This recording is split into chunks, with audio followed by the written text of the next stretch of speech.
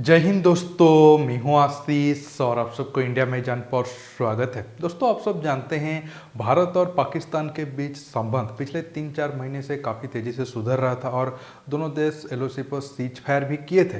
लेकिन दोस्तों, अब पिछले हफ्ते जम्मू एयरबेस पर अटैक के बाद ये लगने लगा था अब दोनों देशों के बीच संबंध फिर से गड़बड़ हो सकता है। लेकिन दोस्तों, भारत कुछ करने से पहले ही पाकिस्तान भारत पर एक बड़ा आरोप लगाया है। पाकिस्तान का कहना है पिछले महीने लाहौर में जो हाफिज सईद घर के पास जो ब्लास्ट हुआ था उसके पीछे भारत और रॉ का हाथ था। ना सिर्फ उस दिन हाफिज सईद घर के पास ब्लास्ट हुआ था बल्कि भारत उस दिन पाकिस्तान के एजेंसियों के ऊपर साइबर अटैक भी किया था।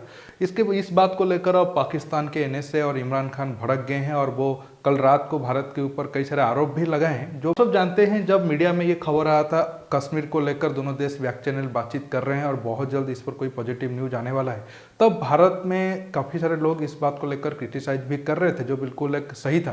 क्योंकि अब हम स्ट्रांग पोजीशन में है। अब भारत को पाकिस्तान के साथ बातचीत करने की कोई ज़रूरत है नहीं।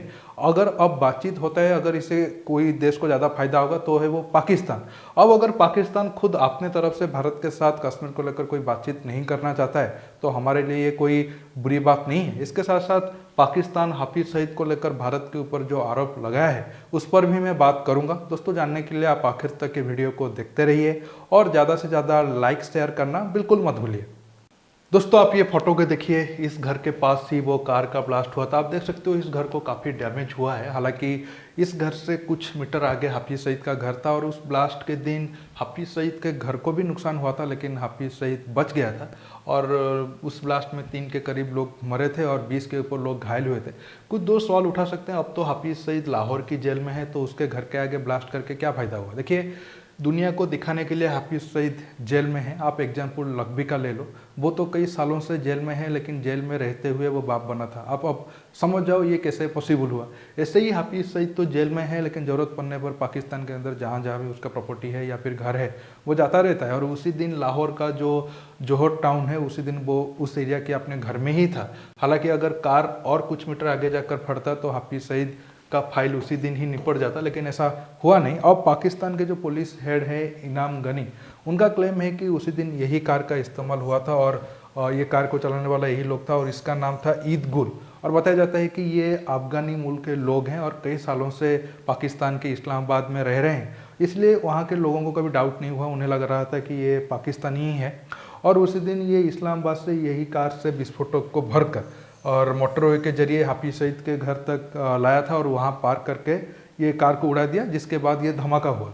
हालांकि पाकिस्तान की तरफ से ये बताया जाता है कि अफगानिस्तान के थ्रू रॉ ने इसकी फैमिली या फिर इसको पैसा वगैरह देकर और बाकी लोगों को इकट्ठा करके ये ब्लास्ट किया है, लेकिन अभी तक वो कोई प्रूफ नहीं दे पाए हैं। आरोप तो बहुत ज़्यादा लगाए हैं लेकिन कोई प्रूफ नहीं दे पाए अब। हालांकि देखा जाए तो अगर वो भारत या फिर रॉ को क्रेडिट देना चाहते हैं कि हाफिज सईद को मरवाने के पीछे कुछ ऑपरेशन चल रहा था तो हम ये क्रेडिट रख लेते हैं। हालांकि इंडियन गवर्नमेंट तो हमेशा ये चीज़ डिनाई करेगा और करना भी चाहिए, लेकिन पब्लिक के हिसाब से हमें तो ये जानकर खुश हुआ, चलो कुछ तो हो रहा है बाहर, मतलब हमारे दुश्मनों को ख़त्म करने के लिए इजराइल की स्टाइल से कुछ तो हो रहा है।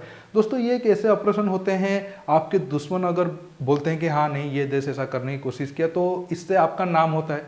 अगर आप खुद बोलते हो हाँ हम इस देश के अंदर जाकर ऐसा ब्लास्ट किए या फिर ऐसे ऑपरेशन को अंजाम देने की कोशिश की, तो आपके ऊपर कार्रवाई होने का डर हमेशा रहता है। लेकिन दोस्तों, अगर उसी दिन हाफिज सईद का फाइल निपट जाता तो और ज़्यादा खुशी होती। लेकिन दोस्तों, और एक खुशी की बात यह है, ये ब्लास्ट के बाद भारत और पाकिस्तान के बीच जो भी बातचीत चल रहा था कश्मीर को लेकर बैक चैनल, वो अब ख़त्म हो गया है और पाकिस्तान अपने तरफ से ही इस बातचीत से ओहर गया है, मतलब निकल गया है, जो एक अच्छी संकेत है। मेरे हिसाब से भारत सरकार को बिल्कुल भी पाकिस्तान के साथ अब कोई भी बातचीत नहीं करना चाहिए, क्योंकि अब हम स्ट्रांग पोजीशन पे हैं, वो कमज़ोर पोजीशन पे है। अब पाकिस्तान को भारत के साथ बातचीत करके या फिर अच्छा दोस्त या फिर अच्छा पड़ोसी बनने का नाटक करके उसे फ़ायदा है, क्योंकि अब पाकिस्तान में काफ़ी सारी चीज़ें बहुत दाम में मिल रहा है। अगर भारत के साथ उसका संबंध नॉर्मल हो जाता है तो पाकिस्तान को भारत से सस्ते चीज़ मिलेगा, जिससे उसके इकोनॉमी या फिर उसके पब्लिक को फ़ायदा होगा। फिर 2-3 साल के अंदर या फिर 4 साल के अंदर वो अपनी इकोनॉमी को स्ट्रांग करके फिर से भारत के साथ वही आतंकवादी कार्यकलाप शुरू कर देंगे, क्योंकि डायरेक्ट अटैक करने की तो उनका कोई हिम्मत है नहीं।